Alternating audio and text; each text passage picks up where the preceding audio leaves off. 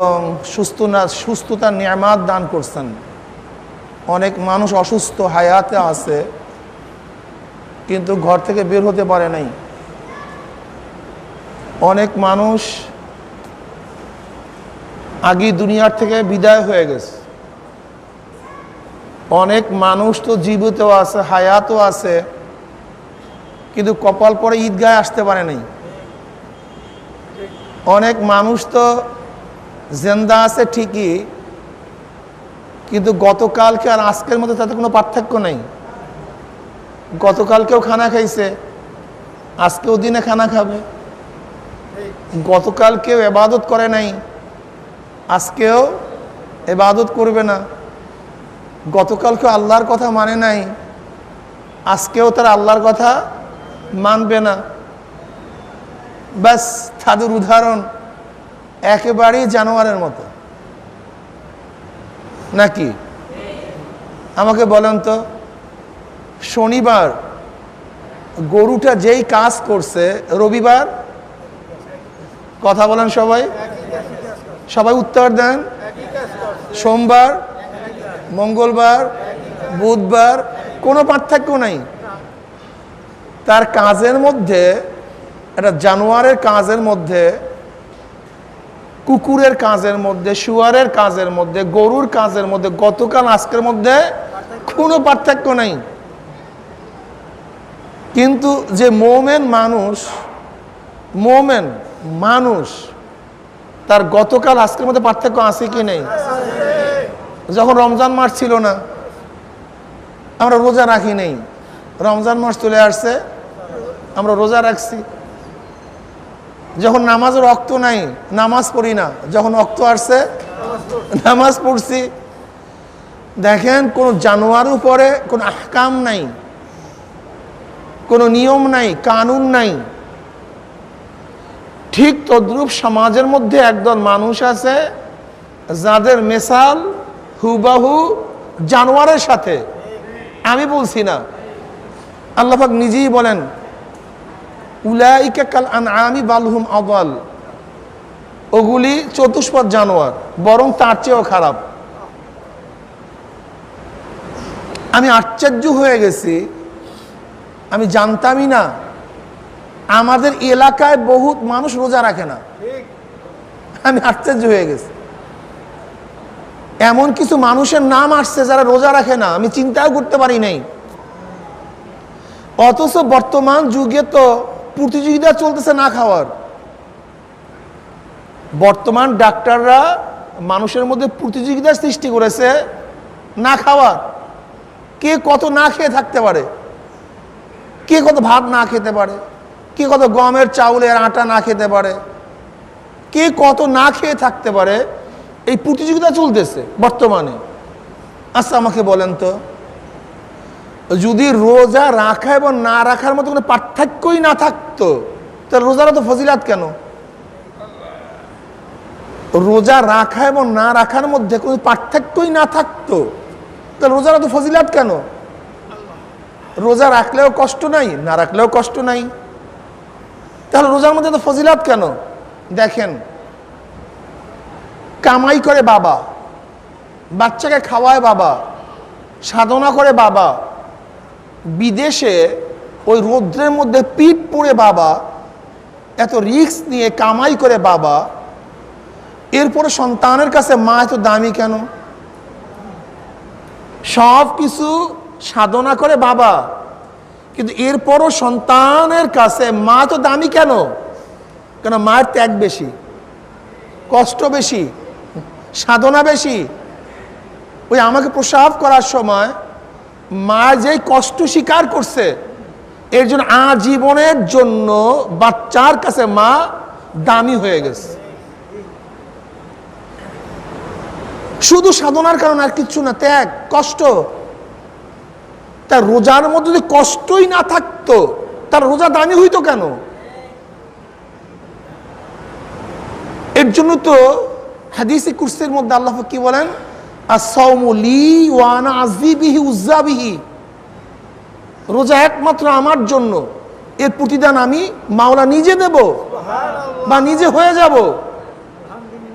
আমাকে বলেন তো, আমার যুবক বাবারা, গরিব বন্ধুরা, সকল স্তরের ভাইরা, রোজা রেখে না খাওয়ার কারণে মানুষ মারা গেছে, এরকম ইতিহাস শুনছেন আপনারা? আমি তো জানি না, বরং রোজা রাখলে মানুষ ভালো থাকে। আচ্ছা বলেন তো, অনেক সময় বরিশালে গেছি, বাড়িতে গিয়ে খানা খাবো, এরকম ঘটনা ঘটছে কি ঘটে নাই? দেখছি পেটে ক্ষুধা, অনেক ক্ষুধা। যদি বাড়িতে গিয়ে খানা খাবো, এই ক্ষুধার কষ্ট সহ্য করতে পারি, তাহলে একটু সন্ধ্যার সময় খানা খাবো, এত কষ্ট কি সহ্য করা যায় না? কিন্তু আমরা অনেকেই করি না, কারণ তখন বাড়িতে যাওয়ার আগে খানা খেতে পারতাম না, এখন তো সামনেই খানা, এজন্য খেয়ে ফেলছি।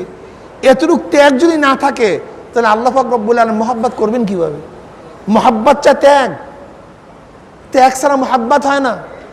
দেখেন, একটা বীজ তার অঙ্কুরের জন্য যখন ত্যাগ করে, তখনই অঙ্কুর সৃষ্টি হয়, গাছ সৃষ্টি হয়। মা যখন বাচ্চাকে প্রসব করার জন্য ত্যাগ করে, তখনই বাচ্চা দুনিয়ার মুখ দেখে। একটা বিল্ডিং, এই বিল্ডিং নিচে হাজারো ইট আছে, ওই ইটগুলি যদি চিরতরে ত্যাগই না হইতো, যে আমার বুকের উপরে স্থাপনা হোক, আমার বুকের বিল্ডিং হোক, আমাকে দেখুক অথবা নাই দেখুক, এতে কিছু আসে যায় না। এরকম কিছু ইট যদি চিরজীবনের জন্য নিজেকে বিলীন না করত, তাহলে স্থাপনা কোনোদিন দেখা যাইত না। ইসলামের জন্য কিছু মুসলমান যদি শহীদ না হইতো, তাহলে আজ পর্যন্ত আমি ইসলাম পাইতাম না। সাহাবায়ে কেরাম রিদওয়ানুল্লাহি তাআলা আলাইহিম আজমাইন এই ইসলামের জন্য ত্যাগ করছেন, শহীদ হয়েছেন, রক্ত দিয়েছেন। শাহজালাল ইয়ামানি রহমতুল্লাহ আলাই, খানজানি রহমতুল্লাহ আলাই, শাহ মাখদুম রহমতুল্লাহ আলাই, শাহ পরান রহমতুল্লাহ আলাই, এদের বাড়ি কিন্তু এদেশে না। আমরা শুনছি আমাদের পূর্বপুরুষ এদেশে না। এরা আসছেন কেন? শাহজালাল ইয়ামানি রহমতুল্লাহ আলাই এদেশে ব্যবসা করার জন্য আসেন নাই, এদেশে টাকা কামাই করার জন্য আসেন নাই। এসে ইরাক থেকে আসছেন, ইয়ামান থেকে আসছেন, ইরান থেকে আসছেন একমাত্র দিনের প্রচারের জন্য, দিনের দাওয়াতের জন্য। আমি গেলাম লালমনিরহাট, সেই লালমনিরহাট একটা মসজিদের নাম হারানো মসজিদ, আমি নিজে চোখে দেখছি। সেই মসজিদের গায়ে যে ইটগুলি ছিল, সেই ইটের গায়ে 69 হিজরি লেখা, 69 হিজরি, সাহাবাদের যুগ। কোথায় লালমনিরহাট বাংলাদেশ, আর কোথায় আরব? তৎকালীন সময় প্লেন ছিল না, ট্রেন ছিল না, রাস্তা ছিল না, ঘাট ছিল না, জাহাজ ছিল না, কিচ্ছু ছিল না। এই জঙ্গল, পাহাড়, পর্বত, নদী, নালা, জানা নাই, চেনা নাই, শোনা নাই, এই সমস্ত ভূমি তার অতিক্রম করে এখানে আসছে কেন? কিসের জন্য আসছে? একমাত্র দিনের দাওয়াত দেওয়ার জন্য, কলেমার দাওয়াত দেওয়ার জন্য। অথচ দেখা যায় আমাদের চরমোনাই, যেই চরমোনাই থেকে হাজারো হাজারো লক্ষ লক্ষ মানুষ দিনদার হয়, মাওলাকে চেনে, সেই চরমোনাই মানুষগুলি এখনো দিনদার হইতে পারতেছি না, আল্লাহ হইতে পারতেছি না।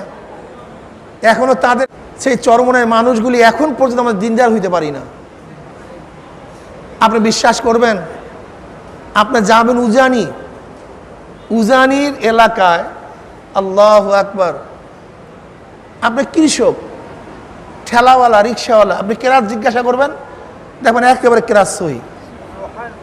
আমি গেলাম সিলেট বাসতলি এক এলাকায়, একেবারে ভারতের কিনারায়, যত বাচ্চা, যত বুড়া, যত মানুষ, সে যেই কাজ করুক না কেন, প্রত্যেকের কেরাত সহি, প্রত্যেকের কেরাত সহি। আপনি সিলেটে যাবেন, কিছু কিছু এলাকা আছে, যত কায়িক পরিশ্রম করুক না কেন, প্রত্যেকটা মানুষ রোজাদার, প্রত্যেকটা মানুষ রোজাদার। এই উজানি, নোয়াখালী, কিছু কিছু এলাকা আছে, চিটাগাংয়ের কিছু, কক্সবাজারের কিছু কিছু এলাকা আছে, প্রত্যেকটা ঘরে আলেম, প্রত্যেকটা ঘরে আলেম। আপনি যাবেন সিরাজগঞ্জের ভদ্রশেবুল, চর ভদ্রশেবুল, এই সিরাজগঞ্জের চর ভদ্রশিমুল, একটা চর, বিচ্ছিন্ন এক এলাকা, যমুনার এক পাড়ে, এই পাশেও নদী, এইদিকে যমুনা, ওই পাশেও নদী, চর ভদ্রশিমুল জায়গার নাম। এমন কোনো ঘর নাই যে এই ঘরের মধ্যে একজন আলেম নাই, এমন কোনো ঘর নেই, আলেম নাই। অথচ আমাদের চর্ম নাই, আশেপাশে আমাদের চর্ম নাই, প্রত্যেক ঘরে ঘরে আলেম তো দূরের কথা, নামাজিও নয়, নামাজিই নেই, নামাজিই নেই, এই চর্ম নাই। অথচ আমি এই কথাগুলো তো একেবারে নাম ইন্ডিকেট করে কথা বলতেছি। আমি নিজে সেখানে গেছি, চর ভদ্রশিমুল, একটা চর, যমুনার তীরে, বিচ্ছিন্ন এলাকা, টাঙ্গাইলের পাশে একটা চর, প্রত্যেকটা ঘরে ঘরে এক একজন আলেম আছে। আর আমাদের চরমনাইতে আলেমের সংখ্যা খুবই কম। আমাদের এখানে জীবনভর কাজ করে, একই সাথে চলাফেরা করি, একই সাথে ওঠা বসা করি। জিজ্ঞাসা করি, কিরে তোর পোলা পড়ে কিসে? বলে হুজুর 9-এ পড়ে। কিসে পড়ে? রা করে 10-এ পড়ে। আমি আসছে যে তোর পোলাও স্কুলে পড়ে। আমি বলি যে তোর পোলাও মাদ্রাসায় দিতে পারলি না, এই ঈমান তোর হইল না? কি ভাবতেছেন কি? আমাদের মধ্যে ঈমানের কত ত্রুটি, কত দুর্বলতা। সেদিন এক দারোগা আসছে, এই 2 দিন আগের ঘটনা, খুব ভাল লাগছে। বলে হুজুর আমার ছেলেটাকে চরমে নিয়ে আসছে এইবার মাহফিলে, তা চরমনায় যে জিকির করছে, আমার বাচ্চাটা বাড়িতে গিয়ে ওই জিকির করে। এখন ওর মা বলতেছে আমার বাচ্চাটাকে মাদ্রাসায় পড়াবো ওই জিকির করার কারণে। আমি বললাম জীবনে যতগুলি ভালো ডিসিশন নিছেন এর মধ্যে সর্বশ্রেষ্ঠ ডিসিশন হলে এইটা। আমি বলছি আপনাদের জীবনে কোনো ভালো কোনো ডিসিশন নিয়ে থাকেন, তার সর্বোৎকৃষ্ট সর্বশ্রেষ্ঠ ডিসিশন হলে এইটা। আপনার ছেলেকে আলেম বানাবেন, এর চেয়ে বড় ভালো ডিসিশন হতে পারে না। যদি আল্লাহ একটা ছেলেকে কবুল করে, ওর মাধ্যমে কিয়ামত পর্যন্ত যত দিনের কাজ হবে, কিয়ামত পর্যন্ত, শুধু ওর জীবন পর্যন্ত না, কিয়ামত পর্যন্ত ওর দ্বারা যত ভালো কাজ হবে, বাপ মায়ের কবরের মধ্যে সওয়াব পুষতেই থাকবে। কিয়ামত পর্যন্ত বাপ মায়ের কবরের মধ্যে সওয়াব পুষতেই থাকবে। বলেন এর চেয়ে ভালো ডিসিশন কি আমাকে বলেন তো? হ্যাঁ, ওর দ্বারা যত মানুষ ইবাদত করবে, যত মানুষ নেককার হবে। ভাইও, চরমনায়ের মানুষ, আমিও আপনাদেরকে চিনি, আপনারা আমাকে চিনেন। আমাদের মুরব্বীদের অনেক বাচ্চারা আছে, যেই বাচ্চারা গিয়া বাবার কবরের সামনে রব্বির হামহুমা কামা রব্বায়ানি সগীরা, মোনাজাত তুলে রব্বির হামহুমা কামা রব্বায়ানি সগীরা, এই দোয়াটুকু পড়ার মতো যোগ্যতা রাখে না, এতটুকু পড়ার যোগ্যতা রাখে না। এ কপাল পড়া, জমি রাখছো, ঘর দিছো, টাকা দিছো, কিন্তু 2 হাত তুলিয়া বাচ্চা তোমার জন্য দোয়া করবে এই ব্যবস্থা করো নাই। তোমার চেয়ে বড় জালেম আর দুনিয়াতে হতে পারে না। সবচেয়ে বড় জালেম তুমি, তুমি নিজের জুলুম করছো, এর চেয়ে বড় জুলুম কিছু নাই। এমন জুলুমের জুলুম করছো, তোমার জন্য দোয়ার ব্যবস্থা রাখো নাই, দোয়ার ব্যবস্থা রাখো নাই তুমি। অথচ হাদিসের মধ্যে কি আসছে, যখন বাচ্চা মক্তবে গিয়ে বিসমিল্লাহির রহমানির রহিম বলিয়া টান দেয়, অমনি আল্লাহ পাক রব্বুল আলামিন ফেরেশতারা গায়ে, ফেরেশতারা শোন, এতিম বাচ্চা, ছোট নাবালেগ, ওর বুঝ নেই, আমাকে রহমান বুঝ, আমাকে রহিম বলছে, এর পরেও যদি এর বাপ মার কবরে আযাব দেই, আমার রহমানগিরি ঠিক থাকে না, আমার রহিমগিরি থাকে না। আমি কেমন রহমান, আমি কেমন রহিম? বাচ্চা আমাকে রহমান বলছে, রহিম বলছে, এরপরে ওর বাপ মার কবরে আযাব চলবে, হতে পারে না। তোরা সাক্ষী থাক, যেই বাচ্চা আমাকে রহমান বলিয়া ডাক মারছে, রহিম বলিয়া ডাক মারছে, আমি ওর জিন্দেগির সমস্ত গুনাহ মাফ করে দিলাম। কি ভাবতেছেন? কি ভাবতেছেন? আমি এই কথা বারবার বলি, এমন কোনো ছোট মোনাজাত নাই, এমন কোনো বড় মাজলিসের দোয়া নাই যেই মাজলিসে কমপক্ষে রব্বির হামহুমা কামা রব্বায়ানি সগীরা এই দোয়া করি না, এরকম কখনো মজলিস যায় না। মনের মধ্য থেকে আসছে, আল্লাহ আমার বাপ মা, মনের থেকে ঢেক দিয়ে ওঠে, আল্লাহ আমার বাপ মা, আল্লাহ আমার বাপ মা। আমি আমার এলাকার সমস্ত ভাইদেরকে বলবো, আমার যুবক বন্ধুদেরকে বলবো, আমার মুরব্বী বাবাদেরকে বলবো, এ আমার বাবারা, আমরা অনেকেই রওনা হয়ে গেছি, কেউ রওনার পথে,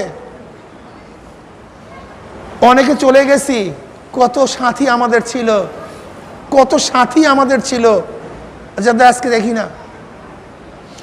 বাংলাদেশে প্রতিদিন গড়ে প্রায় 2.5 থেকে 3 হাজার মানুষ মারা যায়, 2.5 থেকে 3 হাজার মানুষ গড়ে মারা যায়। প্রতি বছর প্রায় 13 লক্ষ মানুষ মারা যায় বাংলাদেশে, 13 লক্ষ মানুষ মারা যায়। এই আজকে ঈদে যারা এই জামাতে আসছি, আগামী ঈদে এর মধ্য থেকে সবাই থাকবো জানা নাই, কারোর জানা নাই। এই বছর যাদের সাথে রোজা রাখছি, আগামী বছর একসাথে রোজা রাখতে পারবো আমাদের কাউর জানা নাই। গতকালকে জিরি মাদ্রাসার মুহতামিম তৈয়ব সাহেব রহমতুল্লাহ আলাই, আমি যতগুলি আলেমকে বেশি মহাব্বত করতাম এর মধ্যে একজন গতকালকে দুনিয়া থেকে বিদায় হয়ে গেছেন। আল্লাহ তাকে জান্নাতুল ফেরদাউস দান করেন। এই রমজানে এলেমের সাগর, তাকওয়ার সাগর সৈয়দ আহমদ পালুনপুরি দামাত রহমতুল্লাহ আলাই দেওবন্দ মাদ্রাসার সদরুল মুহাদ্দিস ছিলেন, সদরুল উস্তাদ ছিলেন, আমার উস্তাদ ছিলেন। একটা ঘন্টা মিস দেই নেই। এই হযরত এই বছর দুনিয়া থেকে বিদায় হয়ে গেছে। আল্লাহ পাক রব্বুল আলামিন তাকে জান্নাতের আলা মাকাম দান করেন।